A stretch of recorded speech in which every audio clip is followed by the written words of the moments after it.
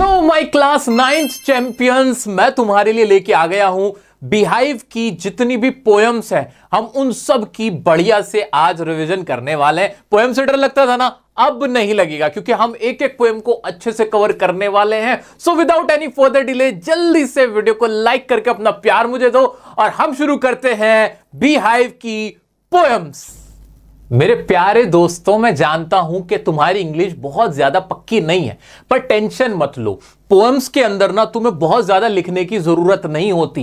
तुम्हारा जो क्वेश्चन होता है उसका आंसर 1 नंबर का ही होता है, तो बहुत बड़े बड़े आंसर रटने की या याद करने की कोई जरूरत नहीं है। मैंने तुम्हारे लिए ऑलरेडी एक एक पोएम को ना अलग से निचोड़ निकाल के लिख के दे दिया है, ताकि तुम्हें जब आंसर लिखना हो तो तुम्हारे लिए आसानी हो जाए। क्लियर? ठीक है, आगे बढ़ते हैं।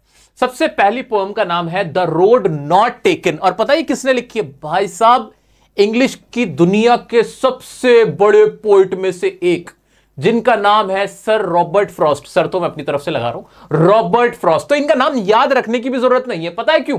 पता है क्यों? क्योंकि जब तुम क्लास 10th में आओगे तब भी तुम्हें इनकी पोएम पढ़ने को मिलेगी, 12th में आओगे तब भी पढ़ने को मिलेगी। ये तुम्हारा अंकल पीछा छोड़ने वाले नहीं है। क्या नाम है इनका? जल्दी से कमेंट में लिख के बता दो। मैं नहीं लिख रहा यहां पोइट का नाम, तुम्हें खुद याद रखना है और याद हो जाएगा, बातों बातों में हो जाएगा, इसी वीडियो में याद हो जाएगा। आओ, क्या है ये poem? The road not taken, वो वाला रोड जो नहीं लिया गया, यानी वो वाला रास्ता जिस पे आप नहीं गए। ये है इसका पूरा पूरा मतलब, तो ये निकल रहा है। ठीक है, आ जाओ यार। रोड का मतलब क्या है? रोड का मतलब है लाइफ। इतना समझना है तुम्हें। अभी हम कोई पोएम वोम नहीं पढ़ रहे, कुछ नहीं पढ़ रहे। सीधी सी बात है कि रोड यहां पे किसको दिखा रहा है? लाइफ को दिखा रहा है। इतनी बात तो सबको समझ में आती है, आती है। आगे बढ़ते हैं। द पाथ, पाथ किसको बोलते हैं? रास्ते को। वी डू नॉट चूज, जो रास्ता हम नहीं चुनते हैं उसी को क्या कहा माना गया है? वो किसके बराबर है? Road not taken. कहने का मतलब यह है कि ये जो कविता है, ये जो पोएम, या जिसे पोयम बोलते हैं हम लोग इंडियंस, तो ये जो पोएम है इसमें जिस रास्ते को हम नहीं चुनते ना, उसी को क्या बोला गया है कि रोड नॉट टेकन। वो वाला रास्ता जो हम नहीं चूज कर रहे, वही हमारा वो रोड है जो हमने नहीं लिया। क्लियर सी बात हो गई। और रोड किसको दिखा रहा है? लाइफ को दिखा रहा है। लाइफ के जो चांस होते हैं, चॉइस होते हैं, उनको दिखा रहा है। इतना तो क्लियर है। आगे बढ़ जाते हो, और क्लियर कर दूंगा मेरा बच्चा। आओ, कुछ इंपॉर्टेंट पॉइंट्स है। पढ़ाने से पहले ही मैं तुम्हें ये याद करवा रहा हूं, तुम्हें ये रस पीना है, बस खत्म बात।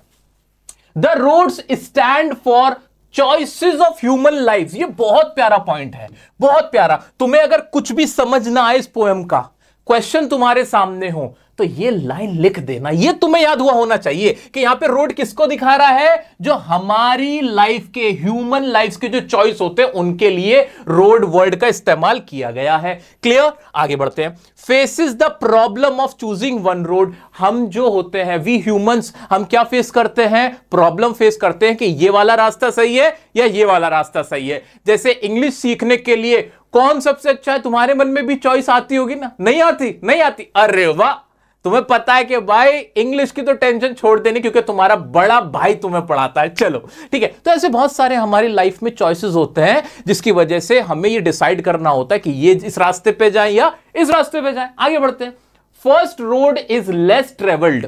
अब जो पोइट बता रहा है ना, वो भी यही कह रहा है कि मुझे ना लाइफ में 2 रोड थे, 2 रास्ते से थे, जिसमें जो पहला रास्ता था वो ऐसा था जिसपे कम लोग ने ट्रेवल किया था, कम लोग गए थे। The other was much travelled, और जो दूसरा रास्ता था उस पे बहुत सारे लोग गए थे। ठीक है। अब जो हमारा पोइट है वो कौन सा रास्ता चुनेगा बताऊंगा मैं तुम्हें। The poet does not have any regret over the choice he has made। और लास्ट में पॉइंट कह रहा है मुझे कोई रिग्रेट नहीं है। मेरा बच्चा, तुम भी ऐसे इंग्लिश बोलो। सुनो सुनो इस बार, क्या है इसका मीनिंग समझने की कोशिश करो। डज नॉट है, उसके पास नहीं है। क्या नहीं है? एनी रिग्रेट, कोई रिग्रेट यानी पछतावा नहीं है। Over the choice he has made, उस चॉइस के ऊपर जो उसने वहां पे की थी। कौन सा रास्ता तय किया था, उस रास्ते को लेके उसके मन में जरा भी पछतावा नहीं है। अब ये सवाल तुम्हारे मन में भी उठ रहा है ना, क्यूरियोसिटी आ रही है कि जो पोइट था उसने कौन सा रास्ता चुना? वो रास्ता जिसपे सब ट्रेवल करते हैं, या वो रास्ता जिसपे बहुत कम लोग ट्रेवल करते हैं? ये तो थी मोटी माटी बात। अभी तो मैंने तुम्हें पढ़ाना शुरू भी नहीं किया है।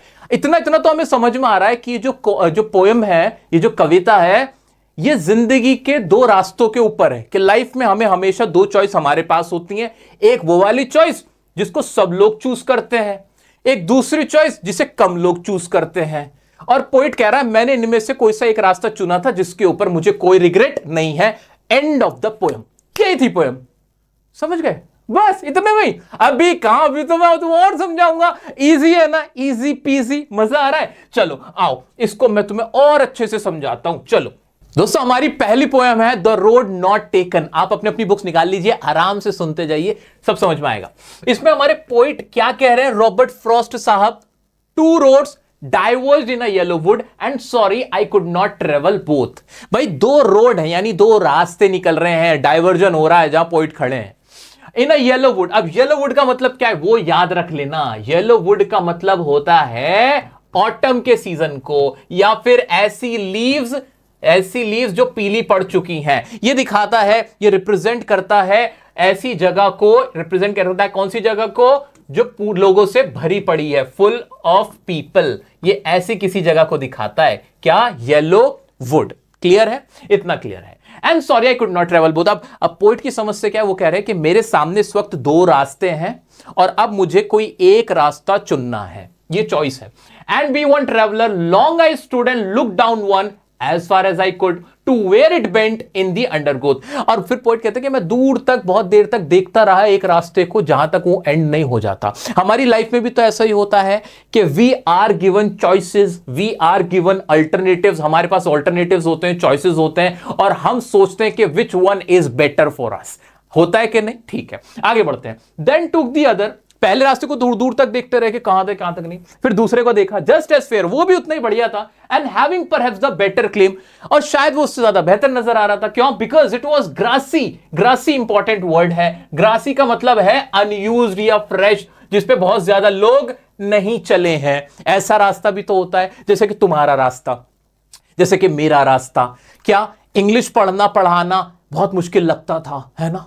बहुत मुश्किल सब्जेक्ट बन गया था, लेकिन तुमने एक ऐसा रास्ता चुना जिससे अब तुम्हें इंग्लिश आसान लग रही है। ऐसे मेरे पार्ट पे भाई, मुझसे पहले जितने भी लोग मैंने देखे थे इंग्लिश पढ़ाते, रूल सिखाते थे, डराते थे, धमकाते थे, कोर्स बेच रहे होते थे, मैं तुम्हारे से पैसे ही नहीं लेता। मैंने एक दूसरा रास्ता चूज किया, पैसे कमाने वाला रास्ता सब चूज कर रहे हैं। मैंने एक डिफरेंट रास्ता चूज किया कि मैं फ्री में सबको पढ़ाऊंगा, मैं पैसे नहीं देने दूंगा इनको किसी को भी। तो ये एक नया रास्ता था, दूसरा रास्ता था। हर कोई इस पे नहीं चल सकता। क्लियर है? हाँ जी, अब तो बिल्कुल क्लियर हो रहा होगा। तो एक ऐसा रास्ता था ग्रासी एंड वांटेड वेयर, जहां पे, जिस वांटेड वेयर का मतलब जो यूज नहीं हुआ है, उस रास्ते में बहुत सारे लोग नहीं गए। Though as for that the passing there had worn them really about the same. अब जो हमारा पोएट है वो क्या कह रहा है कि जब मैं कुछ आगे चल के गया तो मुझे लगा कि दोनों ही रास्तों में डिफरेंट चैलेंजेस हैं, प्रॉब्लम्स हैं, वो सब नजर आई। हमारी लाइफ में भी ऐसा होता है कि हम हर चीज के प्रोज एंड कॉन्स को देखते हैं, हर किसी चीज के एडवांटेजेस हैं, डिसएडवांटेजेस हैं, और उन सब के बेस पे हमें फैसला करना पड़ता है। आगे बढ़ते हैं। फिर पोइट क्या कह रहे हैं? एंड बोथ, कहां चले गए जी रॉबर्ट फ्रॉस्ट साहब? आ जाओ। And both that morning equally lay in leaves no step had trodden black. अब ट्रॉडन ब्लैक का मतलब होता है पैर से कुचल देना, कि दोनों ही रास्तों पे लीव्स थी, कोई भी ऐसी पत्तियां नहीं थी जिसको किसी ने पैर से कुचल दिया हो। Oh I kept the first for another day. लेकिन जो पहला रास्ता था उसको मैंने सोचा था कि मैं फिर कभी उस पे जाऊंगा, यानी दूसरा वाला रास्ता पोइट ने चूज कर लिया था। Yet knowing how way leads on to way, I doubted if I should ever come back। जबकि मुझे पता था कि शायद परहैप्स मैं उस रास्ते पे दोबारा ट्रेवल ना कर पाऊं। लास्ट में ये सबसे इंपॉर्टेंट इसका पैराग्राफ है। I shall be telling this with a sigh। मैं बड़े सुकून के साथ एक गहरी सांस लेके कह तो सकता हूं, somewhere ages and ages hence two roads diverged in a wood and I took the one less traveled by। And that has made all the difference. कि एक बार ऐसा हुआ था कि एक मेरे सामने दो रास्ते आए थे, डाइवर्जन आया था, मैंने एक रास्ता चूज किया था जो सबने चूज नहीं किया था, और मुझे इस बात को लेके I have no regret whatsoever, और मैं बहुत सेटिस्फाइड हूं अपने डिसीजन पे। दोस्तों तुम्हें भी लाइफ में यही करना है, और यही पोइट कहना चाहते हैं कि you will be given an opportunity, you will be given a chance where you have to pick one option only. आपको सिर्फ एक ऑप्शन चूज करना पड़ेगा। शायद वो ऑप्शन ऐसा हो जिसपे बहुत सारे लोगों ने ट्रैवल ना किया हो, क्योंकि वो सबके बस की नहीं था, बट आप अपने पूरे मन से उस रास्ते पे चलिएगा और उसमें कामयाब होकर दिखाइएगा। ईमानदारी का रास्ता, प्यार का रास्ता, हेल्प करने का रास्ता, ह्यूमैनिटी का रास्ता वही रास्ता है जिस पे हर कोई नहीं चल सकता। सो दोस्तों, यहां रॉबर्ट फ्रॉस्ट साहब ने बहुत प्यारे अंदाज में अपनी ये poem the road not taken हमारे सामने रखी। एक एक वर्ड मैंने आपके सामने एक्सप्लेन कर दिया है। अब आपको कोई डाउट नहीं आएगा। आपको करना क्या है, वो जो मैंने ये जो मैंने आपको करवाया ना, ये याद रख लेना। इसके क्वेश्चन अभी एनसीईआरटी के देखता हूं और क्वेश्चन कराता हूं, अच्छे से प्रैक्टिस करते हैं। दोस्तों, क्वेश्चन नंबर 1 है, where does the traveller find himself. जो पोइट है, हमारा ट्रेवलर है, वो खुद को कहां पाता है? वो खुद को वे में पाता है। The traveller finds himself on the way, वो रास्ते में है। Where two roads lead in different direction, जहां दो रास्ते हैं जो डिफरेंट डायरेक्शन में जा रहे हैं, डाइवर्जन है। इतना क्लियर है? What problem does he face, कौन सी प्रॉब्लम फेस करता है? अभी तो हमने पढ़ा था, इतनी बार पढ़ा था। द प्रॉब्लम ही फेसेस, कौन सी थी वो प्रॉब्लम, जरा मुझे भी तो बता दो। Faces the problem of choosing one road. सिर्फ एक लाइन लिखनी है और तुम्हें एक नंबर आराम से मिल जाएगा, और यही बार बार पूछता रहता है। नेक्स्ट क्वेश्चन फिर पूछ रहा है कि discuss what these phrases mean to you. इन फ्रेजेस का मतलब क्या है? पहला, येलो वुड का मतलब क्या है? ऑटम सीजन को दिखाता है। ग्रासी और वांटेड वेयर का मतलब, ग्रासी का मतलब जो ग्रीन ग्रास है उसको, वांटेड वेयर का मतलब जो कि अनयूज्ड है। इतना तो हमने देखा, लेस ट्रेवल्ड है, अनयूज्ड है। पासिंग देयर का मतलब गोइंग अप एंड डाउन करना। Leaves no step had trodden black का मतलब ऐसी green leaves which have not been crushed under feet, जो फीट में मतलब पैरों के नीचे क्रश नहीं हुई हैं। अब कुछ क्वेश्चन मैंने भी आपके लिए निकाले, जरा देख लेना। एक क्वेश्चन है, why does the poet choose the less travelled road. बहुत आसान सा क्वेश्चन, इंपॉर्टेंट है, बार बार पूछा जा सकता है कि जो पोएट है वो लेस ट्रेवल रोड क्यों चूज करता है। तो तुम्हें इसी में से क्वेश्चन उठाना answer. The poet chooses the less travelled road to explore the challenges of the life, के लाइफ के चैलेंजेस को एक्सप्लोर करने के लिए हमारा पोएट किसको चूज करता है? अनकन्वेंशनल वे को चूज करता है। क्लियर है? नेक्स्ट है, how does the poem show the importance of choices in life, के ये जो पूरी पोएम है हमारी लाइफ में जो चॉइस होती है उनकी क्या इंपॉर्टेंस बताती है। तो इसमें बता देंगे कि we have to choose only one alternative and we are given choices. हमें हमारी लाइफ में बहुत चॉइसेस मिली होती हैं, बट हमें एक टाइम पर एक ही चॉइस को सिलेक्ट करना होता है, एक ही ऑप्शन को सिलेक्ट करना होता है। Every choice has its own advantages and disadvantages and challenges, pros and cons. ये होगा, ठीक है। ये लाइन क्या हमने पढ़ी नहीं है? सर बहुत बार पढ़ ली। और एक और लाइन जो मैंने तुम्हें पढ़ाई थी, ये देखो ना, क्या कि we should not regret over our choice we made in our life,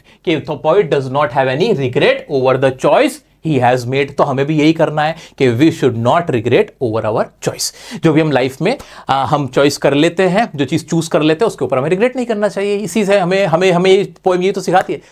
तो दोस्तों, इस तरह से हमने इस पोएम को बहुत अच्छे से समझा, सीखा। अब कुछ इसके ना वो रह गए थे, जिसे कहते हैं फिगर ऑफ स्पीच, वो जरा देख लेना। पोएटिक डिवाइस, राइम स्कीम क्या है इसकी? A B A A B, इसकी राइम स्कीम है, ठीक है, जो इसकी लय है। सिंबॉलिज्म इसमें यूज हुआ है। हाँ, रोड को क्या दिखाया गया है? चॉइस के तौर पे दिखाया गया है कि रोड हमेशा रोड नहीं है, वो क्या है? एक तरह की चॉइस होती है। क्लियर है? हाँ जी, आगे बढ़ते हैं। एनाफोरा क्या था? एंड था। एलिटरेशन, जो वर्ड का पहला अक्षर बार बार यूज हो रहा है, तो वांटेड, वियर, ये सारे हमारे इसके एलिटरेशन थे। रेपिटेशन, एजेस का इस्तेमाल बार बार हुआ है। अब इनको समझाने में तुम्हारा ज्यादा समय नहीं लूंगा। मैंने एक वीडियो भी बना रखी है पोएटिक डिवाइस की, फिगर ऑफ स्पीच की, वो देख लेना, उसमें तुम अच्छे समझ लेना। मैं इस वीडियो को ज्यादा लंबा नहीं करना चाहता। अब क्या तुम्हें थोड़ा कॉन्फिडेंस आया? पोएम इजी लग रही है? बढ़े हमारी नेक्स्ट पोएम की तरफ, आइए बढ़ो दोस्तों। नेक्स्ट पोएम है विंड। अब विंड का मतलब क्या है? पोएम बाद में पढ़ेंगे, पहले समझते हैं कि क्या है इसके अंदर ओवरऑल। भाई, विंड इसका नाम है पोएम का। इसमें कुल मिला के विंड को पता है क्या बताया गया है?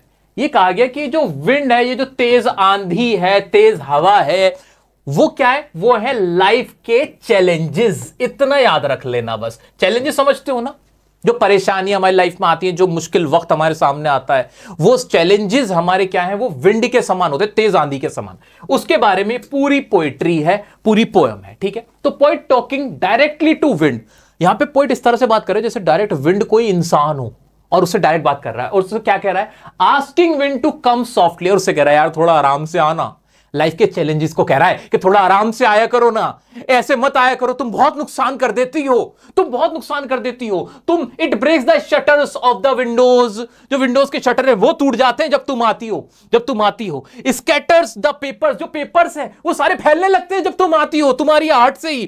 थ्रोज डाउन द बुक, जो सारी किताबें वो तुम गिरा देती हो, गिर जाती है। डिस्ट्रॉयज हाउसेज, जो मकान है वो तबाह हो जाते हैं, बर्बाद हो जाते हैं। Makes fun of weak person, और तुम जो कमजोर लोग होते हैं ना, उनका मजाक उड़ा देती हो जब तुम आती हो। तो थोड़ा आराम से आया करो ना, इतना मत परेशान करो ना। ये सब कुछ कौन कह रहा है? पोइट कह रहा है। किससे? विंड से डायरेक्ट बात कर रहा है। अच्छा, विंड से तो बात हो ही नहीं सकती। अरे यही तो होती है पोयम, पोयम यही तो होती है। तो टोटल पोयम इसी के हिसाब की है। इसमें यह सब कुछ है कि विंड क्या क्या नुकसान पहुंचाती है। और फिर आगे पोइट क्या कहता है? आगे पोइट कहेगा कि भाई विंड के साथ अगर दोस्ती कर ली जाए, अगर हम अपने आप को मजबूत बना लें, तो यही विंड हमारी क्या बन जाएगी? दोस्त बन जाएगी। कैसे? विंड से, यानी लाइफ के चैलेंजेस से। लाइफ के चैलेंजेस से कैसे हम फ्रेंडशिप कर सकते हैं, लाइफ के चैलेंजेस से कैसे हम फ्रेंडशिप कर सकते हैं, कैसे उसको फ्रेंड बना सकते हैं और उससे फायदा उठा सकते हैं और उससे खुद को मजबूत कर सकते हैं। ये सब हमारे पोएट इसमें बता रहे हैं। क्या मुश्किल है? क्या सुन के मजा आया? आओ देखते हैं। We should build strong homes. पहले तो विंड या चैलेंजेस जो लाइफ के वो हमें क्या क्या नुकसान पहुंचाते हैं उसके बारे में बात हुई। अब हमें क्या करना चाहिए? We should build strong homes, join the doors firmly. Firmly का मतलब मजबूती से, टाइटली, कि हमें जो डोर्स है उनको टाइटली जमा देना चाहिए, घर मजबूत बनाने चाहिए। Practise to firm the body, अपनी बॉडीज को मजबूत बनाना चाहिए। मेक द हार्ट स्टेडफास्ट, अपने दिल की धड़कन को, यानी कि एकदम घबरा जाना चाहिए, यानी हमें शांत रहना चाहिए। Wind will become our friend, और जो विंड है, जो आंधी है, वो हमारी दोस्त बन जाएगी। यानी लाइफ के चैलेंजेस तो आएंगे ही आएंगे, लेकिन अगर हम मजबूत बन जाए, हम अपने मन को, अपने तन को और अपने आप को स्ट्रांग बना ले, तो we will be able to tackle these challenges. Tackle करना, सामना करना, हमको खुद को स्ट्रांग बनाना है, so that we can tackle the challenges of our life. Is it clear और नॉट? क्या ये लाइंस मेरे बच्चों को याद रह जाएगी? हां सर, रह जाएगी, ऐसे कैसे नहीं रहेगी। अब इसकी राइम स्कीम बाद में बताऊंगा, अब मैं स्टैंजा वाइज इसको समझाता हूं। विंड पोएम, इनके राइटर है, हमारे इंडियन राइटर है सुब्रमण्य भारती जी। अब ध्यान से देखोगे तुम, अब सब समझ में आ जाएगा, अपने आप ही समझ में आ जाएगा, बहुत आसान है ये। विंड कम सॉफ्टली, विंड थोड़ा सॉफ्टली आओ, आसान आराम से आओ। Don't break the shutters of the windows, windows के जो शटर्स है उनको ब्रेक मत करो। Don't scatter the paper, paper को मत फैलाओ। जब आंधी आती है सब कुछ फैलने लगता है ना। Don't throw down the books on the shelf, भाई जो बुक्स है वो शेल्फ पे मत गिराओ। There look what you did, you threw them all down, देखो तुमने क्या किया, तुमने सब कुछ गिरा दिया। यहां इंपॉर्टेंट बात क्या है, यहां पोइट ऐसे बात कर रहा है जैसे डायरेक्टली विंड कोई इंसान हो। You tore the pages of the book, तुमने ना बुक के ना पेजेस फाड़ दिए। यू ब्रोट रेन अगेन, तुम्हारी वजह से बारिश आने लगी। You are very clever at poking fun at weaklings, और तुम बहुत चालाक हो, जो कमजोर है या कमजोर चीजें हैं उनसे मजे लेते हो तुम, क्योंकि जो भी चीज कमजोर है, वस्तु है, तुम्हें देखते ही वो उड़ जाती है जैसे तुम आते हो, ठीक है। यू फ्रेल यानी कमजोर लोग, क्रम्बलिंग हाउसेज, जो हाउसेज है, जो कमजोर घर हैं वो टूट जाते हैं। क्रम्बलिंग डोर्स, डोर्स क्रम्बल हो जाते हैं, टूट जाते हैं, चटक जाते हैं। Crumbling rafters, crumbling would, crumbling bodies, crumbling lives, crumbling heart, तुम सब तोड़ देती हो। दिल, घर, पेड़ पौधे सब तुम तोड़ देती हो विंड, तुम्हें किसी का लिहाज नहीं है। The wind god winnows and crushes them all, he won't do what you tell him, so come let's build strong homes. भाई जो विंड है ना, जो विंड वाले जो भगवान है, उनको भगवान कहा जाता है ना, जो विंड देवता है, वो ना सब कुछ बरसा देते हैं, सब कुछ बरसा देते हैं, पेड़ पौधे सब कुछ गिर जाते हैं, सब कुछ गिर जाते हैं। तो अब उसके उनको हमारी नहीं सुनते हैं। He won't do what you tell him, वो नहीं करेंगे जो तुम उनसे कहोगे, बल्कि वो उनके लिए हमें क्या करना है, so come let's build strong homes. भाई विंड हमारे हाथ में नहीं है, लाइफ के चैलेंजेस हमारे हाथ में नहीं है, they are not in our hands. So what we can do to protect ourselves, we can do one thing, we can build strong homes, मुश्किल घर, पक्के घर बनाए, मजबूत घर बनाए। Let's join the doors firmly, जो हमारे दरवाजे उनको अच्छे से ज्वाइन कर लें। Practise to firm the body, body को फॉर्म बना ले। मेक द हार्ट स्टेडफास्ट, अपने जो दिल है, हमारे जो दिल टूट जाते हैं, क्रम्बल हो जाते हैं चैलेंजेस की वजह से लाइफ के। भाई उसने मेरा दिल तोड़ दिया, ऐसे कैसे तोड़ दिया, उसकी क्या हैसियत, क्या औकात, क्या हिम्मत जो मेरा दिल तोड़ दे। किसी को अपनी खुशियों की चाबी हमें नहीं देनी है, हमें याद रखना है। कोई विंड ऐसी ना हो जो तुम्हारा दिल तोड़ के चले जाए, समझ रहे हो ना? ठीक है, आ जाओ। Do this and the wind will be friends with us. तुम एक बार ऐसा करके तो देखो, build strong homes, make your body firm, ये सारी चीजें करके देखो, फिर तुम्हारा विंड कुछ नहीं बिगाड़ेगी, बल्कि क्या होगा, wind will be friend with us, हमसे दोस्ती कर लेगी। The wind blows out weak fires, बल्कि जो छोटी मोटी आग लग जाती है विंड उसको भी बुझा देगी। मतलब तुम्हारी लाइफ के चैलेंजेस तुम्हें इतना मजबूत बना देंगे कि तुम्हारे लिए फायदा हो जाएगा, तुम एक स्ट्रॉन्ग इंसान बन जाओगे और ये तुम्हें बेनिफिशियल रहेगा तुम्हारे लिए। आगे बढ़ जाए। हाँ सर, आगे बढ़ते, लास्ट की लाइंस रह गई, ठीक है। हिज फ्रेंडशिप इज गुड, और उसकी फ्रेंडशिप अच्छी है, चैलेंजेस लाइफ में अच्छे हैं। इसका मतलब क्या है, अगर कोई पूछे कि हिज फ्रेंडशिप इज गुड, इसका मतलब क्या है, तो तुम क्या जवाब दोगे, that means challenges are good for our life. Clear? हाँ जी, आगे बढ़ जाते हैं। We praise him every day, और हम वी प्रेज हिम एवरीडे, हम वो हमारे लिए बहुत अच्छी हो जाएगी और फिर हम उसकी तारीफ करेंगे कि चैलेंजेस हमारी लाइफ के लिए बहुत अच्छे हैं। सो दिस इज ओवरऑल जो इस हमारी पोएम में था, इस कविता में था। अब इससे रिलेटेड कुछ क्वेश्चंस है वो मैं तुम्हें कराता हूं। पहला सिंपल सा क्वेश्चन है, what are the thing the wind does in the first stanza. First stanza साफ साफ कह रहा है कि विंड क्या क्या करती है भाई। वो बुक्स को फेंक देती है, वो जो शटर्स होते हैं विंडो को उनको शटर कर देती है, ब्रेक कर देती है, वो सारी आप आराम से लिख सकते हो। व्हाट डज द पोएट से, द विंड गॉड विनोज। विनोज का मतलब क्या बरसाता है, तो बहुत सारी चीजें बताता है भाई, पेपर, बुक, ये सारी चीजें फेंक देते हैं, हाउसेज, विंडोज, ये सारी चीजें जो विंड है वो विनोज कर देती है, यानी बरसा देती है। ठीक है, और क्या है, What should we do to make friend with the wind? Wind के साथ फ्रेंड बनने के लिए हमें क्या करना होगा? We should build strong homes। वही वाली सारी लाइंस लिखनी होंगी, अब तो तुम्हें समझ में आया हुआ है। स्ट्रॉन्ग होम्स बनाने चाहिए, अपनी बॉडी को फर्म बनाना चाहिए, अपने हार्ट को स्टेट फास्ट बनाना चाहिए, ये सारी चीजें हमें करनी चाहिए। ये कर लेंगे तो हो जाएगा। जॉइन द, एक ही रह गया था कि जॉइन द डोर फॉर्मली, जो डोर्स हैं उनको भी ज्वाइन करना चाहिए अच्छे से।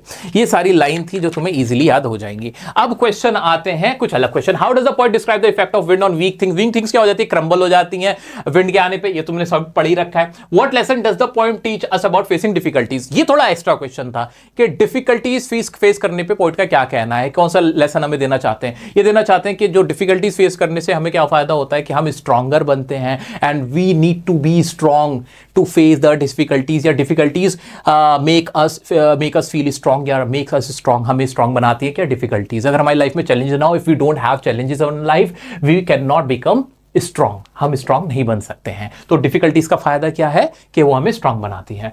Why does the poet call wind a friend of the strong. बार बार सी चीज रिपीट हो रही है कि वो उसका फ्रेंड क्यों बन जाती है, कि उससे जो हमारी लाइफ में चैलेंजेस आते हैं, विंड आती है, तो हम उसके लिए खुद को स्ट्रॉन्ग बनाते हैं, and that help us to become a stronger version of ourselves, कि हम अपनी लाइफ में और स्ट्रॉन्ग बन जाते हैं because of these difficulties. Okay, आज माइंड मत करना, आज थोड़ा बोल के, आज बहुत ज़्यादा आज मैं बोला हूँ, बहुत सारे बच्चों को पढ़ाया था, सो अब आवाज़ निकलने में थोड़ी दिक्कत हो रही है, तो थोड़ा माइंड मत करना। What is the symbolic meaning of the wind, ये तो तुम्हें सबको पता है भाई, विंड का मतलब क्या है, लाइफ के चैलेंजेस। दोस्तों मैं आज ईमानदारी से तुम्हें बता रहा हूँ, तुम्हारा ना बहुत सारे बच्चों का हाफ ईयरली पेपर है कल, तो मैं ये बहुत अर्जेंट में बना रहा हूँ तुम लोगों के लिए। तुम्हारे कॉमेंट्स मैंने देखे यार, कह रहे सर पोएम करा दो पोएम।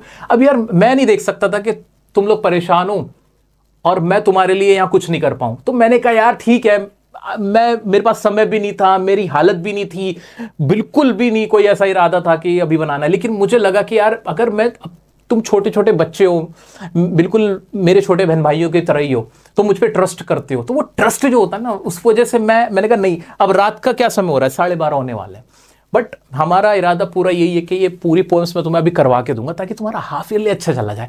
फाइनल की भी तैयारी हो ही जाएगी इस वीडियो से। इस वीडियो में पूरी सारी ही पोएम्स में कवर करने वाला ऑफ कोर्स, लेकिन बच्चों के हाफ ईयरली भी अच्छे हो जाएंगे, तो भाई तुम्हारा फायदा हो जाएगा।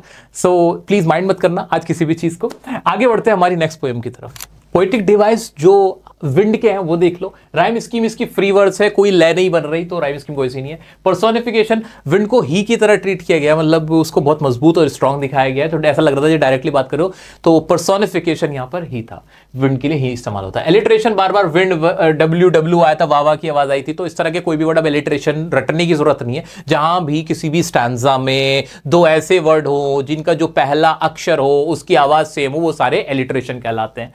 सिंबोलिज्म इसमें क्या है, विंड को क्या दिखाया गया, चैलेंजेस ऑफ अवर लाइफ दिखाया गया, बहुत आसान सा था ये। ठीक है दोस्तों, तो ये है हमारी विंड पोएम। अब बढ़ते हैं रेन ऑन द रूफ। दोस्तों अगली पोएम का नाम है rain on the roof. Roof होती है हमारी छत होती है, जब बारिश होती है तो उस पर जब आवाजें आती हैं, तो आप नीचे जब कमरे में होते हो तुम्हें सुनाई देती है ना, उसके ऊपर कोई पोएम लिख डाली। हाँ लिख डाली। क्या है वो पोएम, बड़ी प्यारी सी पोएम है, बड़ी अच्छी पोएम है। तुम बस इसे महसूस करो, सोचो कि तुम अपने अभी कमरे में हो, अपने रूम में बैठे हुए हो, इनफैक्ट बैठे हुए नहीं हो, लेटे हुए हो, आराम से लेटे हुए हो, और तुम्हें टप टप की बारिश की आवाज आनी, कैसा महसूस कर रहे हो, कुछ याद आ रहा है, हाँ कुछ यादें दिमाग में आ रही हैं, कुछ सोच तुम्हारे मन में आ रही है ना, वही सोच जो राइटर है, जो पोइट है, उसने अपनी यहां इस पोएम में लिखी है। क्या है इसके अंदर, the poet's reactions to the sound of rain drops falling on the roof. अब रूफ को कैसे याद रखना है, ये लाइन तो तुम्हें समझ में आ गई होगी कि इस पोएम में पोइट ने अपना रिएक्शन दिया कि उसे कैसा लगता है जब बारिश आती है और उसकी छत पर बूंदें टपकती हैं और उसके कानों में वो साउंड आता है, तो वो कैसा महसूस करता है। तो यहां पे एक वर्ड यूज होता है इस पोएम के अंदर, शिंगल। शिंगल का मतलब होता है टाइल्स। वो जो छत पर टाइल्स लगती है ना बड़ी बड़ी, उनको बोलते हैं शिंगल, उन टाइल्स को बोलते हैं। Raindrops at night are like tears shed by night, या जो आसमान है, जो अंधेरी रात है, उसके आंसुओं की तरह लगती है बारिश। किसको? पोइट को। कि जो डार्क नाइट है उसके आंसू हैं ये बारिश, ठीक है, ये जो क्लाउड है वो आंसू है, ठीक है। Sound of rain drops help him fall asleep, और वो जो साउंड है वो उसको काफी मधुर लगता है, प्लेजेंट लगता है, और वो सो जाता है, बहुत उसको प्लेजर मिलता है। He has memories of his loving mother, साथ में उसे अपनी मां की याद आती है कि कुछ साल पहले जब उसकी माँ अब उसकी नहीं है, अब उसकी माँ जिंदा नहीं है, तो जब उसकी माँ थी तो कैसे उसको सुबह तक सोने देती थी, तो उससे उसको उसकी माँ की याद आती है। यही ओवरऑल इस पोएम में लिखा हुआ है। ये लाइंस तुम्हें याद रखनी है क्योंकि इन्हीं से तुम्हें अपना आंसर बनाना है। ये लाइंस तुम्हें हेल्प करेंगी आंसर लिखने में जब तुम्हारे सामने स्टैंजा आएगा या इस चैप्टर, इस पोएम से रिलेटेड क्वेश्चंस पूछे जाएंगे। क्लियर है? आगे बढ़ जाए? हाँ जी, आगे बढ़ जाते हैं दोस्तों। ये रही आपकी poem rain on the roof. When the humid shadows hover, थोड़ा सा नीचे कर देता हूं इसको मैं ताकि आपको अच्छे से दिख जाए। हाँ जी। When the humid shadows hover, जब काले बादल आसमान पे छाते हैं, over on the starry spheres, starry spheres जो स्टार्स हैं स्काई के अंदर, उनके बारे में बात हुई है, तो दोबारा लिख भी दूं क्या? हाँ, stars in the sky, hover करना, मंडराना, किसी के आसमान के ऊपर, ऐसे आसमान पे काले बादल मंडराते हैं ना हमारे सर के ऊपर, वो तो कोई चीज मंडराती है उसे होवर बोलते हैं। स्फीयर पे क्या है? स्टारी स्फीयर्स, यानी stars in the sky, in the sky, ठीक है।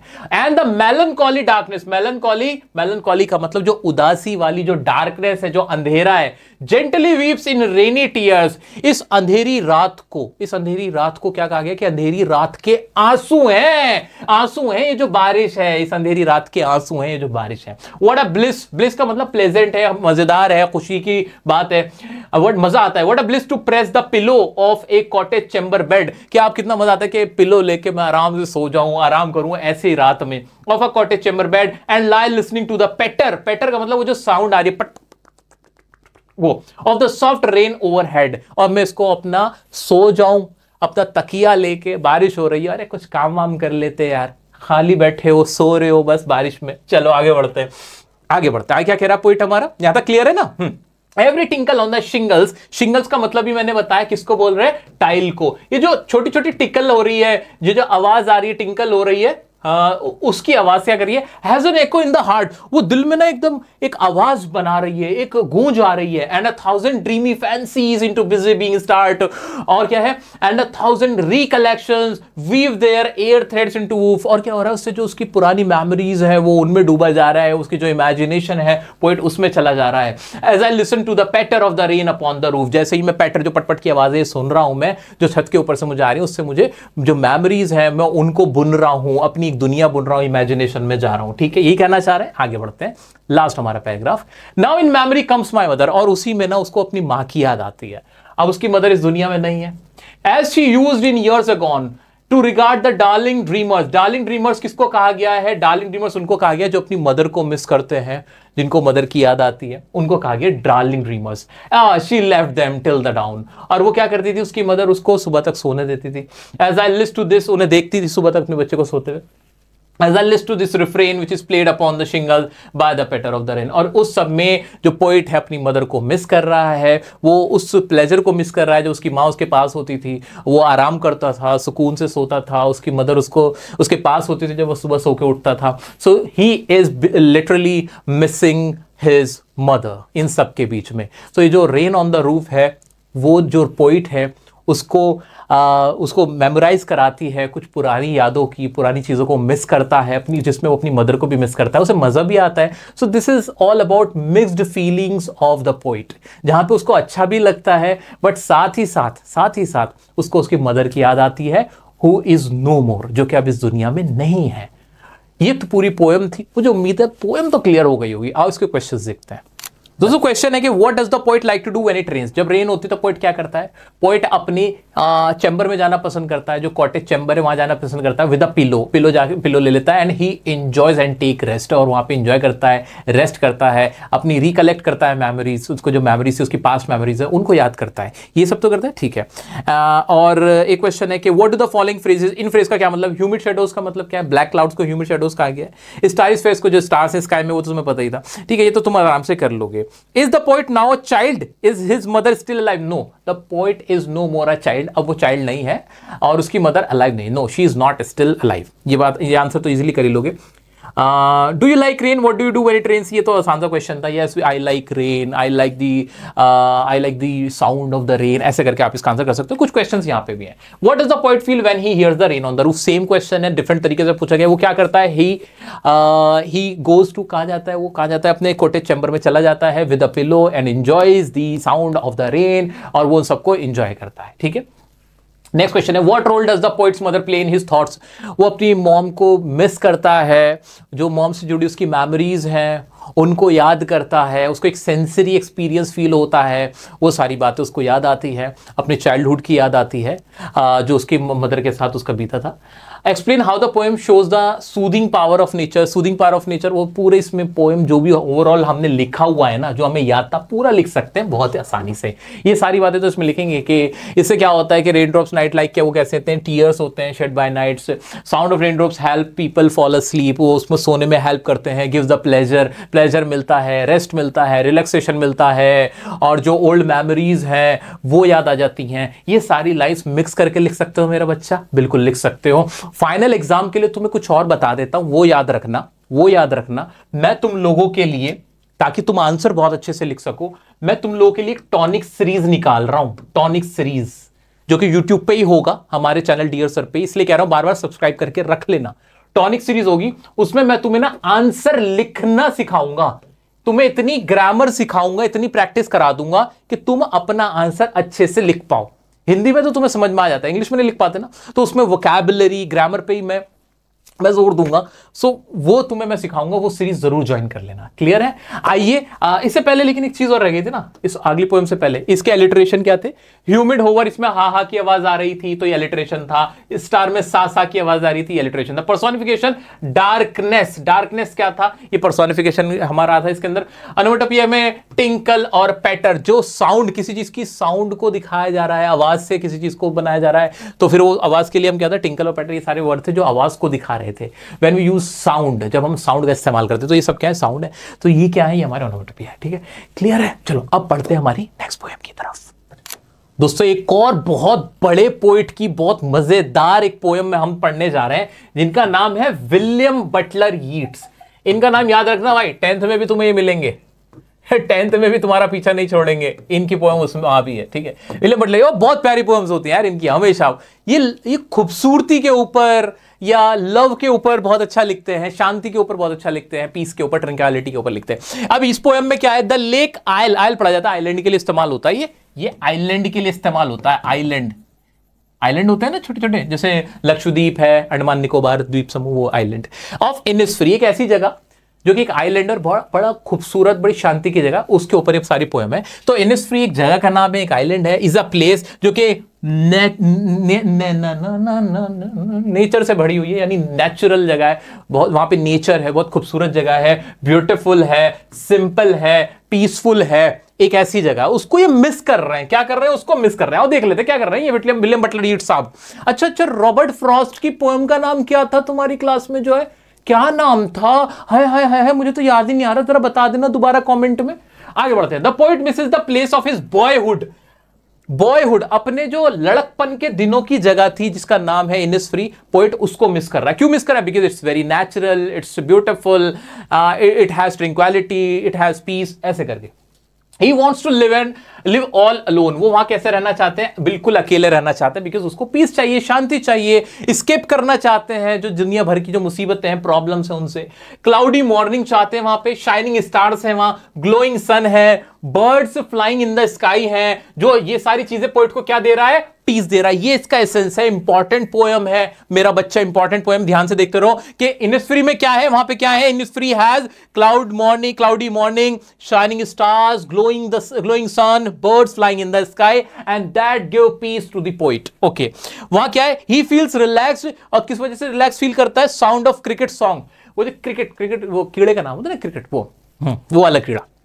तो क्रिकेट का जो साउंड है, ऐसा जो साउंड होता है ना क्रिकेट का, उस साउंड से पोएट को रिलैक्सेशन मिल रहा है। वाह, हम तो तंग आ जाते हैं, लेकिन इनको रिलैक्सेशन मिल रहा है। तो क्रिकेट के साउंड से पोएट को बहुत रिलैक्सेशन मिल रहा है। तो ये सारी चीजें कहां पर हैं, इनिस्फ्री में। तो पोएट वहां जाना चाहता है और ये सारी चीजें दोबारा से, जो उसके बचपन में उसने फील करी थी, अब वो दोबारा फील करना चाहता है, और वहां से वो पीस हासिल करना चाहता है। In depth of his heart he feels as if the lake is calling, और उसको लगता है कि उसके मन में ऐसा भाव आता है जैसे कि वो जो आइलैंड है, वो जो लेक है, जो इनिस्फ्री है, वो उसे बुला रहा है। उसके मन में आवाजें आती हैं कि यार वहां जाऊं, मैं वहां मैं जाऊं। ठीक है, तो ये पोइट की क्या है, डिजायर्स हैं। डिजायर्स के लिए एक और वर्ड यूज होता है, याद रखना, जिसे बोलते हैं लॉन्गिंग। क्या है, पोइट की लॉन्गिंग है, डिजायर्स है, विश है, that he wants to go to, कहां जाना चाहता है, इनिस्फ्री जाना चाहता है। क्लियर है, आओ पोएम भी पढ़ा ही देता हूं।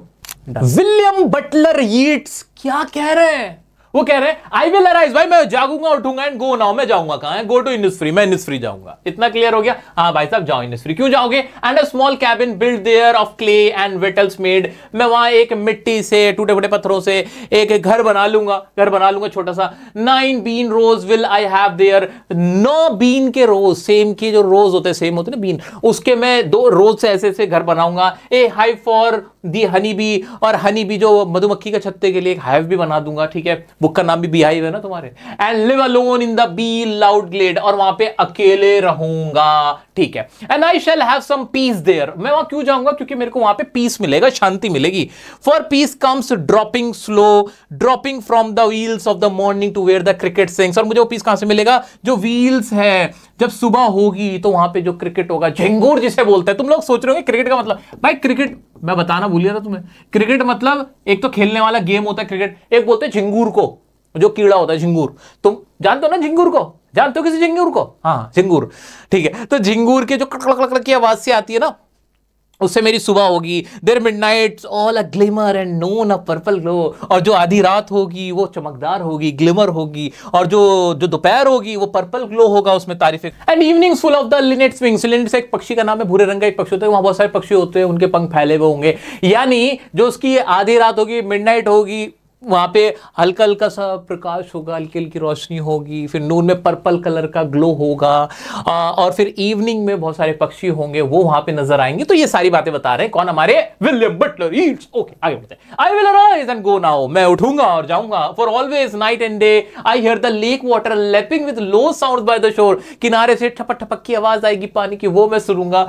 Okay, while I stand on the roadway or on the pavements grey, I hear it in the deep heart's core। और ये सारी बातें ना, ये सारी जो मेरी लॉन्गिंग्स हैं, डिजायर्स हैं, मुझे ऐसा लगता है मेरे दिल में, जब मैं रोड पे खड़ा हुआ होता हूं, जब मैं किसी पेवमेंट में होता हूं, तब मेरे को रास्तों में ना मेरे दिल से आवाज निकलती है कि जैसे मेरे इनिस्फ्री मुझे बुला रहा है, मुझे उसकी याद आ रही है, मुझे जाना है, मुझे I want to go back to my boyhood days, मैं अपने बॉयहुड डेज में जाना चाहता हूं। I want to feel that peace in my life because I am tired, I am exhausted, I need some rest man. आ जाते, ठीक है, देखो हो जाता है, निकल जाता है कभी कभी, कोई ऐसी बात नहीं। ठीक है, तो ये सब कौन चाह रहा है, ये चाह रहे हैं हमारे विलियम बटलर यीट्स। और विलियम बटलर यीट्स के साथ साथ मैं भी जाना चाहता हूं। I want to go to Innisfree, ऐसी कोई इनिस्फ्री जगह में मेरे को भी जाना है जहां मैं भी पीस मिल सके मुझे। ठीक है, तो दोस्तों ये सारी पूरी पोएम बहुत आसान सी पोएम थी, तुम्हें इसमें कोई दिक्कत नहीं आएगी। फिर भी मैं तुम्हें इसके कुछ क्वेश्चंस और इसके जो इंपॉर्टेंट क्वेश्चंस वो करा देता हूं। भाई इसका मेन क्वेश्चन ना यही बनता है, what kind of place is Innisfree, Innisfree किस तरह की जगह है, तो और वो पोइट वहां जाके क्या करना चाहता है। तो यहाँ पे सबसे इंपॉर्टेंट लाइन यही है कि वहां जाके क्या करना चाहता है, क्ले और जो वेटल्स, वेटल्स का मतलब होता है डंडियां, डंडियां वंडियां जो होती हैं, उनसे वो अपना घर बनाना चाहता है, क्ले और डंडियों से। और उसे वहां क्या चाहिए, 9 बीन रोज चाहिए और एक हाइव बनाना चाहता है हनी बी के लिए। 3 चीजें मेनली उसको चाहिए, ये तुम्हें याद रखना है। ये क्वेश्चन बार बार रिपीट होता है, तुम्हें इसको हमेशा याद रखना है। इतना काम कर लोगे तुम्हारा काम हो जाएगा। अब क्या हो गया, नेक्स्ट क्वेश्चन है, how does the poet describe the beauty of the island. Beauty क्या है भाई, बार बार हमने किया तो है ब्यूटी को डिफाइन, कि वो जगह कैसी है, वहां पे क्लाउडी मॉर्निंग है, शाइनिंग स्टार्स हैं, ग्लोइंग सन है, birds flying in the sky है, ये सारी चीजें वहां पे हैं। और क्या है वहां पे, साउंड ऑफ क्रिकेट जो होता है, जो झिंगूर का साउंड है वो बड़ा प्यारा लगता है। So it's a beautiful place where you can have the tranquillity, peace. वहां पे ट्रैंक्विलिटी है, पीस है, ब्यूटी है, और जो तुम्हें सूद करता है। तो इसमें अपनी तरफ से जितनी लाइन लिख सकते हो, बल्कि ये तुम्हारी बहुत हेल्प कर देगा कि इनिसफ्री कैसी जगह है भाई, ऐसी जगह है। ठीक है, ओके।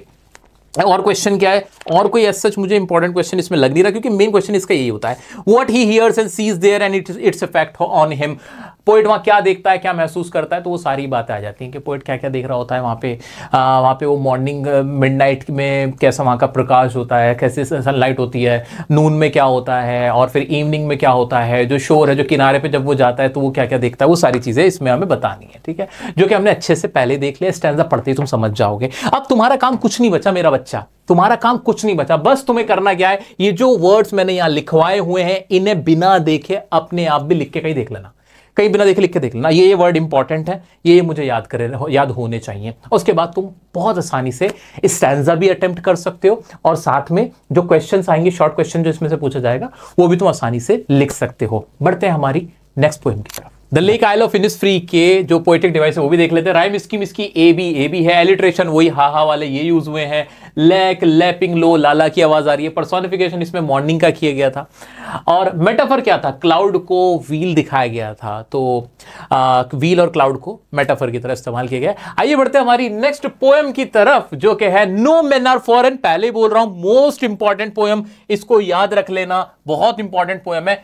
और मेरा दोस्त, इसमें कुछ भी तुम्हें अलग से याद नहीं रखना, तुम्हें सिर्फ इतना याद रखना है कि पोएट इसमें क्या कहना चाहता है कि नो पीपल आर स्ट्रेंज, कोई भी इस दुनिया में ना अजनबी नहीं है, कोई कंट्री फॉरेन नहीं है, कोई फॉरेनर नहीं है। तो ये किस चीज की बात कर रही है पोएम, किस चीज की बात कर रही है, ये बात कर रही है all man are same and all man are equal. तो यहां किस चीज की बात हो रही है, इक्वालिटी की बात हो रही है, यूनिवर्सल ब्रदरहुड के पूरी दुनिया अपने आप में सब क्या है, भाई भाई हैं, सब इंसान आपस में भाई भाई हैं, उसकी बात हो रही है इसके अंदर। नेवर हेट दी फॉरेनर्स, कभी भी कोई भी किसी भी फॉरेनर से आप हेट मत करो, मतलब आप इंडियन हो तो आप किसी और कंट्री के लोगों से नफरत मत करो। ये पोएम उसके ऊपर बात करिए। ऐसे मान लो आप अमेरिकन हो तो आप इंडियन से नफरत मत करो, इस तरह की ये पोएम है। एंड द रिलीजन, किसी रिलीजन, कास्ट या रेस से आपको नफरत नहीं करनी चाहिए। तो ये पोएम हमें क्या सिखाती है कि नो मैन आर फॉरेन, कि पूरी दुनिया में कोई फॉरेनर है ही नहीं,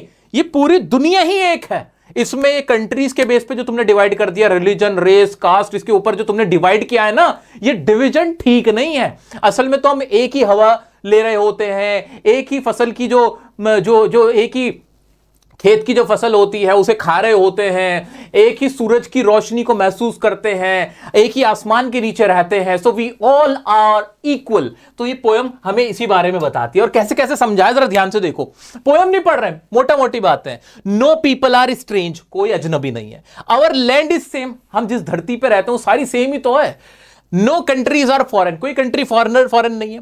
सेम एयर ब्लोज, हम सांस जो लेते हैं, जो हवा हमारे आसपास चलती है, वो भी सबकी सेम है। ऑल आर ब्रदर्स, सब भाई हैं आपस में।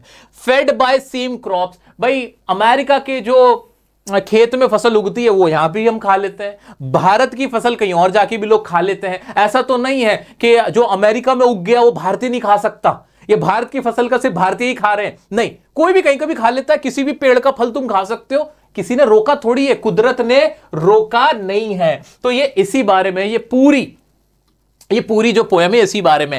अब मैं इसे सिलसिलेवार तरीके से पूरे स्टैंजा वाइज तुम्हें पढ़ा देता हूं। तो दोस्तों जेम्स किरकप की बड़ी शानदार ये पोएम है, मेरी फेवरेट है, पहले ही बता रहा हूं। अच्छा, इस दौरान अगर आपको कोई भी डाउट आता है ना, तुम लोग ना मुझे इंस्टाग्राम पे कनेक्ट करके रख लेना, वहां पर्सनली मैसेज कर देना, मैं लाइव आता रहता हूं, वहां पे तुम अपने क्वेश्चंस वगैरह पूछते रहना, जो भी अपडेट देनी होती है मैं वो छोटी छोटी शॉर्ट्स वीडियो बना के बच्चों को अपडेट दे देता हूं। तो इंस्टाग्राम पे डियर सर काशिफ की आईडी से मुझे कनेक्ट कर सकते हो आप, ठीक है। आओ बढ़ते हैं। Remember, no man are strange, no country is foreign. याद रखना, कोई आदमी अजनबी नहीं है और कोई कंट्री फॉरेन नहीं है। बीनीथ ऑल यूनिफॉर्म्स, ये जितनी भी तुमने मिलिट्री की यूनिफॉर्म पहन रखी है, किसी भी कंट्री के अगर हो तुम, अ सिंगल बॉडी ब्रीथ, उसके अंदर एक इंसानी शरीर ही सांस लेता है। तो ये तो तुमने पहना दी ना यूनिफॉर्म, वरना हम सब तो एक इंसान ही तो थे। Like ours the land our brothers walk upon, is earth like this in which we all shall lie. जितनी भी जमीन पे तुम चल रहे हो वो सब अर्थ ही तो है, सेम ही तो है, और उसी में तो हम सब मिल जाएंगे। तो कौन फॉरेनर हुआ, कौन कंट्री तुम्हारी फॉरेन हुई? कोई सी भी नहीं, कोई फॉरेनर नहीं है। They too aware of sun and air and water, उन सबको भी पता है कि सूरज पानी जो है वो सब सेम शेयर कर रहे हैं, कॉमन है, हवा कॉमन है। Are fed by peaceful harvest, जिस फसल का तुम खाते हो वो भी वही खाते हैं। By wars long winter starved, और वो जो तुम लड़ाइयां लड़ते हो, वो जो वॉर करते हो, वो जो सर्दियों की रातें जो भूखे मरते हो ना, तुम भी ऐसे ही मरते हो। और वो जो जिन्हें तुम फॉरेनर बोल रहे हो वो भी युद्ध के अंदर भूखे मरते हैं।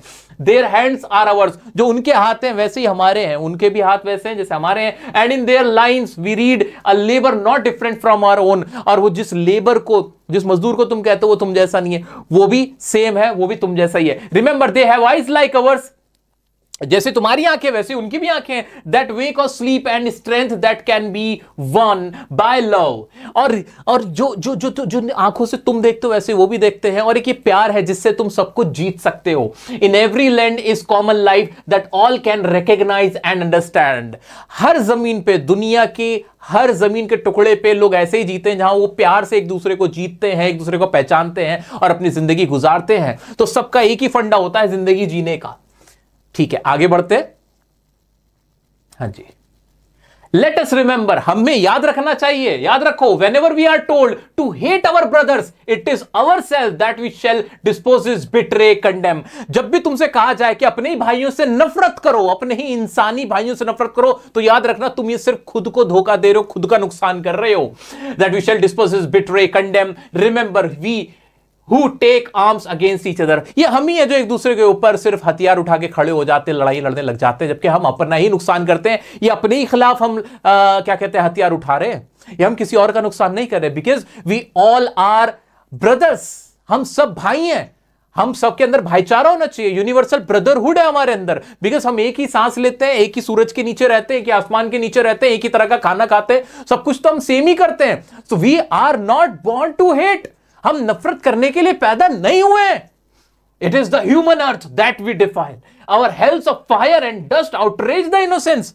ये जब हम युद्ध करते हैं, तो जब हम अपने ही जैसे इंसानों को, अपने भाइयों को मारते हैं, उनका खून बहाते हैं, ब्लड शेड होता है। क्या होता है? Blood shed. ब्लड शेड का मतलब खून बहाना। ये जो हम ब्लड शेड करते हैं, ये जो हम ब्लड शेड करते हैं, उसकी वजह से धरती, जो मासूम धरती है, हमारी गंदी हो जाती है, डर्टी हो जाती है। आसमान में, जो फिजा में, ये हवा में ना पोल्यूशन होता है। पोल्यूशन कौन सा वाला? वो वाला पोल्यूशन नहीं, वो जो इंसानी नुकसान हो रहा है उसकी वजह से जो ये माहौल खराब हो जाता है, हम एक दूसरे के दुश्मन होते हैं, अपवित्र कर देते हैं, हम अपनी ही धरती को क्या कर देते हैं, ऐसा करके अपवित्र कर देते हैं। देखो ये भी ऐसा लग रहा है जैसे ब्लड शेड लग रहा है, देखो ब्लड निकल रहा है, ये देखो ब्लड निकल रहा है, ठीक है। तो ब्लड शेड जो हम करते हैं वो हमें नहीं करना चाहिए। कुछ प्रॉब्लम आ रही है, शायद लिखा नहीं जा रहा, ओके एनीवे, ठीक है। It is the human earth that we defile, और फिर आगे क्या करते हैं, of a year that is everywhere our own, remember no man are foreign and no country is strange। James Kirkup ने बहुत प्यारे लिखे कि भाई याद रखो, कोई इंसान बाहर का नहीं है और कोई देश हमारा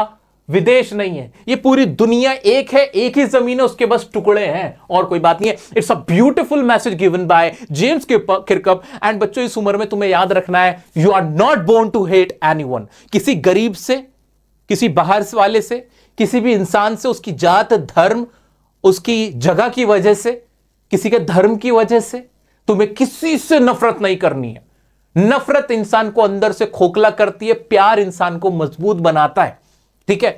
प्यार से इस दुनिया को जीता जा सकता है, हथियार से कभी कोई नहीं जीता, कभी कोई नहीं जीता। जिसने भी हथियार उठा के दुनिया को जीतना चाहा वो कभी कामयाब नहीं हुआ, उसका अंत बहुत बुरा हुआ है। चाहे हिटलर की बात करो, मिसौली की बात करो, मिसोलिनी की बात करो या किसी भी बड़े तानाशाह की मैं बात करूं, उनका अंत अच्छा नहीं हुआ है। सो यही हमें इस पोएम से सीखने को मिलता है। आइए अब इसके क्वेश्चंस देखते हैं। डन। दोस्तों इसके कुछ क्वेश्चंस है। Beneath all uniforms what uniforms do you think the poet is speaking about? किन यूनिफॉर्म की बात करते हैं? दो तरह की यूनिफॉर्म है, एक तो जो डिफरेंट कंट्री के लोग डिफरेंट कपड़े पहनते हैं उनकी बात हो रही है, और मिलिट्री की भी बात हो रही है जिसमें डिफरेंट कंट्री की मिलिट्री होती है और आपस में लड़ते हैं, उसकी बात हो रही है। How does the poet suggest that all people on earth are the same? वो कैसे सजेस्ट करा है? बहुत सारे तरीके बताए कि same air, same sunlight, same food हम कंज्यूम करते हैं, we are fed same food, हम सेम क्रॉप्स का फूड खाते हैं, सेम एयर हम कंज्यूम करते हैं, उसमें सांस लेते हैं, सेम लैंड पे हम रहते हैं। तो ये उसके बारे में बात हो रही है। और कुछ क्वेश्चंस देखते हैं। आइए कुछ और क्वेश्चंस देखते हैं। ये रहे हमारे कुछ और question. What does the poet mean by no man are foreign? पूरी स्टोरी एक्सप्लेन कर देनी कि कोई फॉरेन क्यों नहीं है, उसकी वजह तुम बता ही सकते हो, वही सारे पॉइंट बताने कि सेम लैंड है, सेम एयर है, we need to understand the universal brotherhood, हमें सिंपैथी लानी है, एम्पैथी लानी है, we need to spread love, ये सारी बात करनी है। How are all human beings alike according? Alike का मतलब एक जैसे, कि कैसे सारे ह्यूमन बीइंग एक जैसे सेम चीजें रहेंगी। वो जो मैंने पॉइंट्स लिखवाए ना, इन्हें याद करना, इससे तुम्हारा सारा आंसर मिल जाएगा। सारा आंसर मिल जाएगा कि लैंड सेम है, कोई कंट्री फॉरेन नहीं है, सेम एयर ब्लो होता है, ऑल आर ब्रदर्स हैं, फेड बाय सेम क्रॉप्स है, ये सारे रीजन तुम्हें दे देने हैं। क्लियर है? क्लियर है। ब्लड शेड से किसी को कुछ नहीं मिलता है, ठीक है।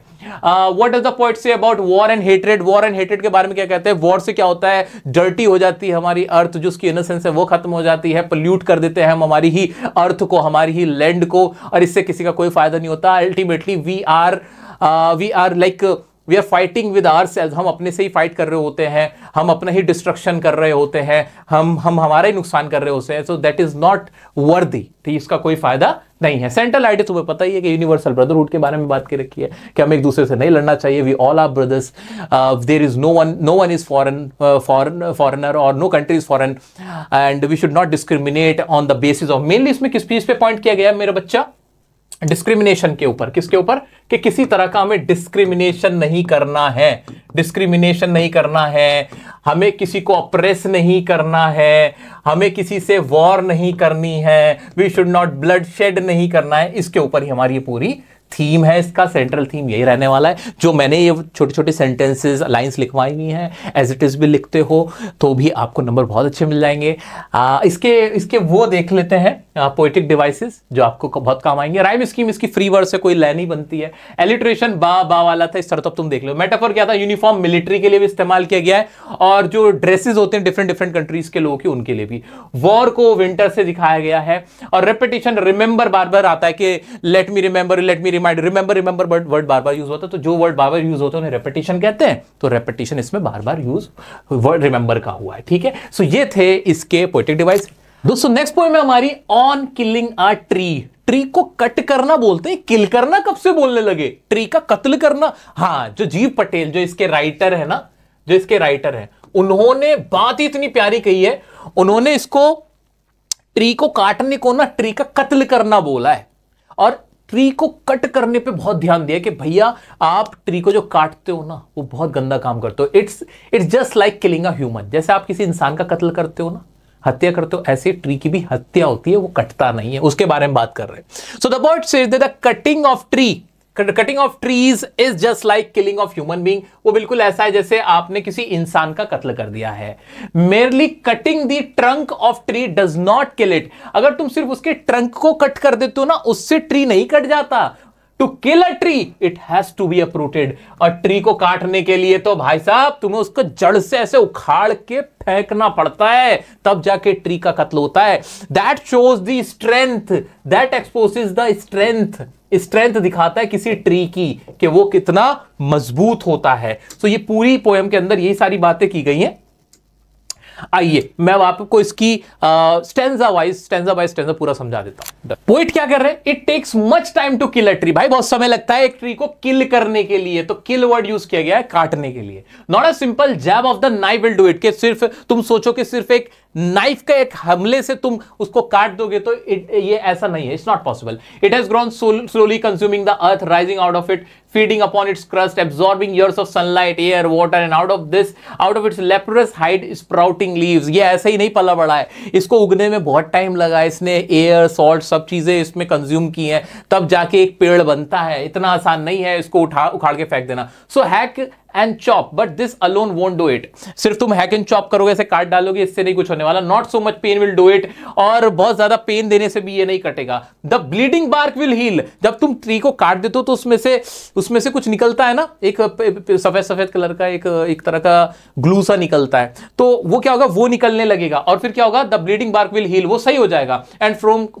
Close to the ground, from close to the ground will rise curled green twigs, और उसमें से फिर क्या होगा कि ग्राउंड के पास से ही ना नए पत्तियां, नई टहनियां निकलने लग जाएंगी, मिनिएचर बो, और छोटी छोटी सी शाखाएं निकलने लग जाएंगी, which if unchecked will expand again to form a size, और अगर तुम उसको नहीं उखाड़ के फेंकोगे वो दोबारा से ग्रो हो जाएगा। तो पोइट कहना चाह रहा है इतना आसान नहीं है ट्री को कट करना, कि सिर्फ नॉर्मल चॉप करके नाइफ की मदद से आप सोच रहे हो कि कट कर दोगे, नहीं, उसकी जो शाखाएं हैं वो दोबारा ग्रो होने लगती है, लीव्स दोबारा ग्रो होने लगती है। No, the root is to be pulled out. उसके लिए तुम्हें काटने के लिए क्या करना पड़ेगा, तुम्हें जो जड़ें उसको पुल्ड आउट करना पड़ेगा out of the anchoring earth, it is to be roped tied. वो जो एंकरिंग अर्थ है, वो जो जमीन के अंदर जो जड़ें हैं उनको तुम्हें निकालना होगा, एंड रोब्ड टाइड, और टाइड कर देना होगा, बांध देना होगा, and pulled out snapped out, पूरा उखाड़ के फेंकना होगा, तब जाके तुम्हारा जो ट्री होगा उसकी क्या हालत होगी। हाँ, out from the earth cave and the strength of the tree expose, और तब तुम्हें समझ में आएगा कि जो ट्री की जो स्ट्रेंथ है वो क्या है। The source white and wet, the most sensitive, hidden for years inside the earth, then the matter of scorching and choking in sun and air, browning, hardening, twisting, withering, and then it is done। फिर क्या होगा, जब तुम उसकी जड़ें पूरी निकाल के बाहर फेंक दोगे, पूरा ही उखाड़ के बाहर फेंक दोगे, और तो क्या होगा, फिर सनलाइट में जो उनका कलर है, जो जड़ें हैं वो भूरी हो जाएंगी, और उसके बाद वो सूख जाएंगी, और जब पूरी तरह से सूख जाएंगी, हार्ड हो जाएंगी, और तब जाके एक ट्री का कत्ल होगा। ऐसे ही नहीं, तुम उसके लिए क्या करना होगा, नॉर्मल कट करने से कुछ नहीं होगा, पूरा उखाड़ना होगा, और उखाड़ के भी फिर बाहर फेंकना होगा, और फिर कुछ दिन तक, जब कुछ समय तक वो पूरी सूख जाएंगी, पीली पड़ जाएंगी, भूरी हो जाएंगी, तब जाके पता चलेगा कि एक ट्री मरता है या ट्री का कत्ल हुआ है।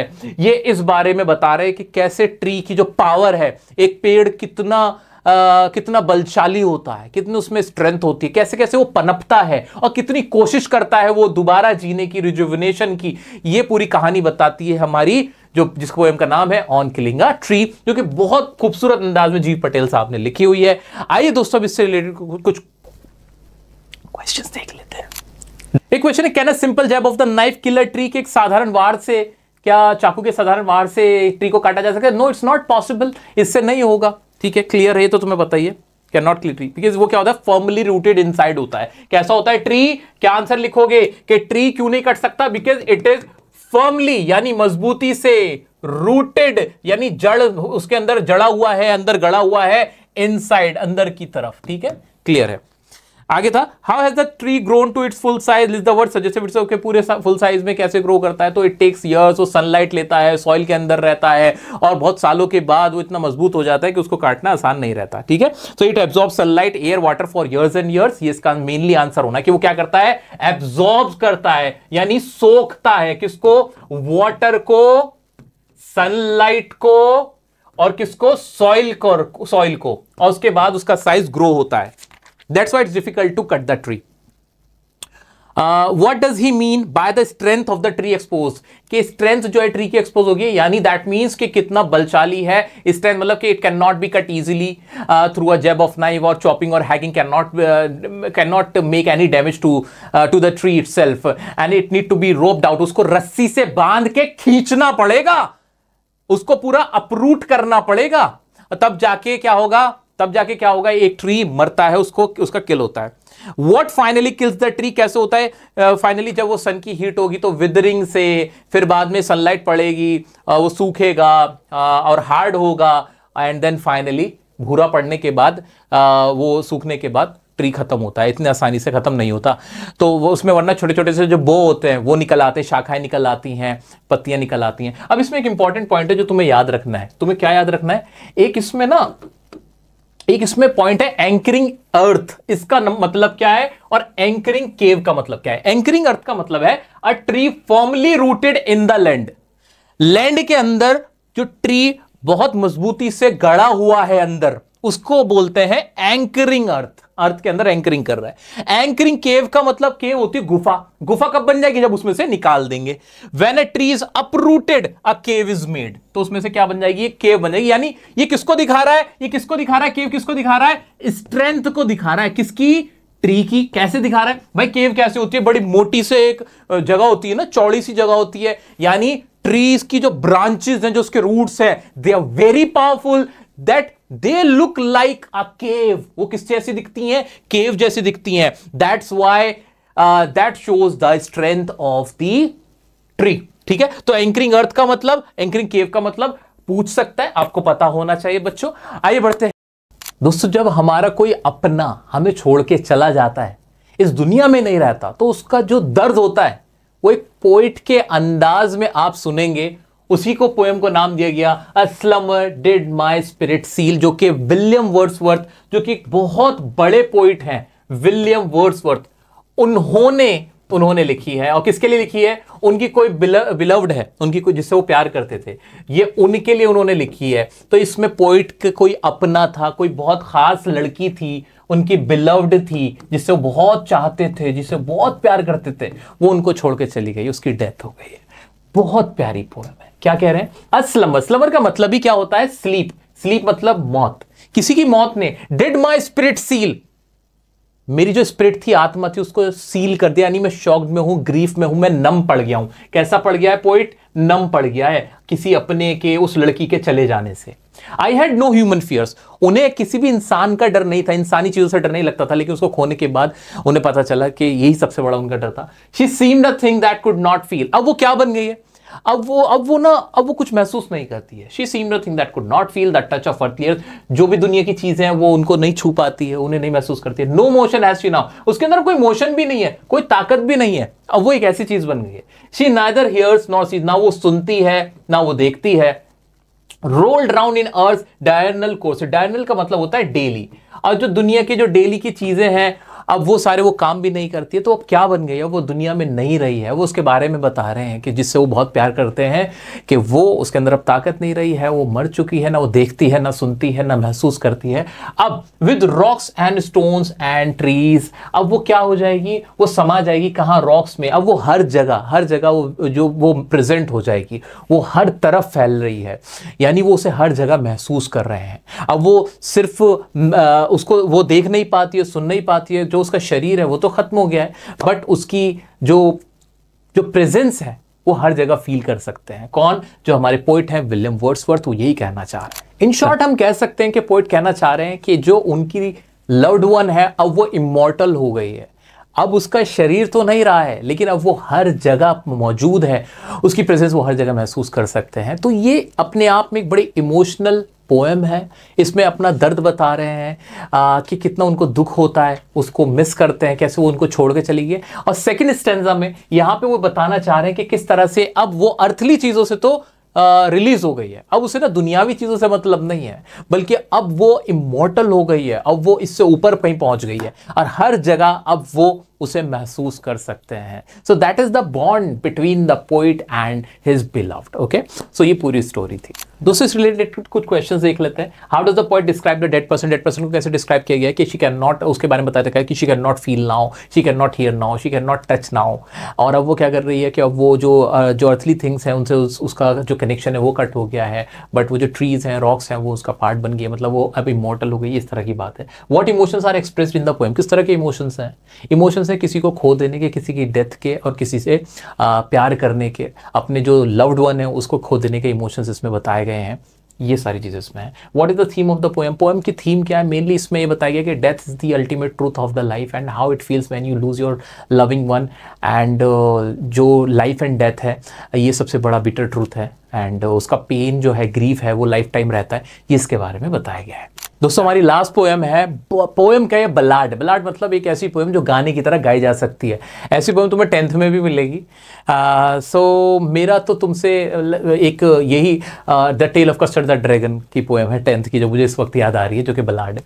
तो मेरा तुमसे निवेदन ये रहेगा कि चॉइस में क्वेश्चन होता है, तो इस पोएम के क्वेश्चंस को और इस पोएम को आपको छोड़ना है। वो पूछा था ना हमने, द रोड नोट टेकन, कि कौन सा रोड, कौन सा रास्ता, कौन सी चॉइस को हमें छोड़ना चाहिए, कौन सी पिक करनी चाहिए। क्योंकि ये पोएम ने बलाड बहुत बड़ी है, और इतनी बड़ी पोएम तुम करोगे इतने में तो तुम्हारी सारी पोएम खत्म हो जाएंगी, ठीक है। तो इसमें बहुत ज्यादा समय लगाना समझदारी नहीं है, बट फिर भी मेरा फर्ज है कि तुम्हें सब कुछ कराऊं। मैं इसे शॉर्ट में इसकी समरी क्या मैं तुम्हें समझा देता हूं।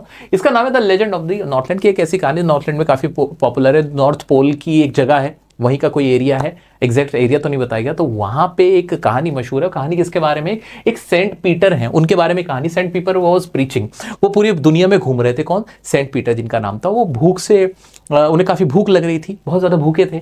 वो कहाँ पहुंचे? एक reach to a cottage of a woman, वो एक औरत के घर पहुंचे जो कि वहां पे केक बना रही थी अपने घर के अंदर। अब केक बनाते हुए उन्होंने कहा कि आज the lady for a piece of cake, हमें पीस ऑफ केक दे दो। तो उन्होंने सोचा कि इतना बड़ा क्यों देना, छोटा वाला बनाती हूँ। वो क्या करती है? She bake the smaller cake instead of the bigger one. वो ना छोटा केक बनाती है, कहती है छोटा वाला दूंगी, लेकिन उसको लगता है ये भी बहुत बड़ा है। वो दोबारा क्या करती है? She bake the another smaller one, वो और छोटा बनाती है, उसे लगता है ये भी बड़ा है, फिर वो दोबारा बनाती है, baked again with a little scrap of dough. अब वो थोड़ा सा पतला सा बनाती है और उसको भी फ्लैट कर देती है। और कुल मिला के वो उन्हें इतना गुस्सा दिला देती है, इतना गुस्सा दिला देती है कि he gets angry. Saint Peter क्या हो जाते हैं? बहुत एंग्री हो जाते हैं, उसको कर्स देते हैं, उसको ना श्राप दे देते हैं कि वो वुड पैकर बन जाएगी। वुड पैकर एक पंछी होता है, कटफोवड़ा जिसे बोलता है, जो जिसकी लंबी सी चोंच होती है और वो पेड़ में ऐसे सुराख करता रहता है, वो वाला वो पंछी उसको बना देते हैं। Cursed her, transformed her into a woodpecker. और अब उसकी क्या हालत है? वो खाने की तलाश में पूरे टाइम बोर होती रहती है, पेड़ों पे उसको देखा जा सकता है, तो ये सब करती रहती है। So this is the story, this is the ballad, name the legend of the northland. कभी मौका लगेगा इसकी मैं सेपरेट वीडियो बना दूंगा, बिल्कुल सेपरेट, और तुम्हें दे दूंगा। अभी के लिए बार बार बोल रहा हूं, बिल्कुल याद रख लेना कि फाइनल रिवीजन तुम्हारे एग्जाम से पहले मैं लाइव आके करवाऊंगा, तुम्हारी लाइव आके, जिसमें मैं तुम्हारी बिहाइव, मोमेंट्स और ये पोएम्स और ग्रामर सब करा दूंगा। अभी के लिए याद रखो, मैंने बिहाइव का वन शॉट दे रखा है, तुम्हें मोमेंट्स का वन शॉट दे रखा है, इसका पोएम भी दे दी है, ग्रामर का वन शॉट दे रखा है, पूरी प्लेलिस्ट बना रखी है। ये प्लेलिस्ट है, तुम चैनल पे जाके भी देख सकते हो, यहां भी देख सकते हो। पूरी प्लेलिस्ट है जो सिर्फ और सिर्फ तुम्हारे लिए है। यहां से पढ़ के अच्छे से तैयारी कर सकते हो तुम। और मैं तुम्हारा साथ यही नहीं छोड़ने वाला भाई, पूरा हाथ पकड़ के लेके जाऊंगा। दिसंबर जनवरी के अंदर जब भी तुम्हारे एग्जाम हो, मुझे बता के रखना। बार बार बोल रहा हूं, मुझसे कनेक्ट रहना, इंस्टाग्राम पे कनेक्ट रहना, यहां कमेंट में बताते रहना क्या चल रहा है तुम्हारा, ठीक है? कनेक्ट रहना, नोटिफिकेशन तुम्हें मिलता रहेगा। कम्युनिटी चेक करते रहा करो कि तुम्हारा बड़ा भाई तुम्हारे लिए फिक्रमंद रहता है, ठीक है? 9th वालों, तो तुम लोगों की मैं लाइव सेशंस लूंगा, धमाकेदार लाइव सेशन, बढ़िया से तैयारी करा दूंगा। राइटिंग सेक्शन 10th का और तुम्हारा सेम है, बिल्कुल सेम है, तो वो वीडियो देख लेना, ग्रामर का वन शॉट जो है, ठीक है? विशिंग यू गुड लक, जिसका कल एग्जाम है और जिसका जब भी एग्जाम है। आप सब लोगों को मेरा बहुत सारा प्यार। टॉनिक सीरीज मिस मत करना, मोस्ट इंपॉर्टेंट चीज रहने वाली है तुम लोगों के लिए। अगर मेरी मेहनत तुम्हें थोड़ी सी भी पसंद आई है तो लाइक कर देना। अगर कोई छोटी मोटी मेरे से भूल चूक हो गई, कुछ बोलने में गलती रह गई, आज बोलना नहीं जा रहा तो उसके लिए sorry and love you all मेरे छोटे बहन भाइयों, my champions, you are truly a champion. Okay, मिलते हैं नेक्स्ट वीडियो में नेक्स्ट टॉपिक के साथ, तब तक के लिए बने रहे अपने भाई के साथ। Love you all, bye bye.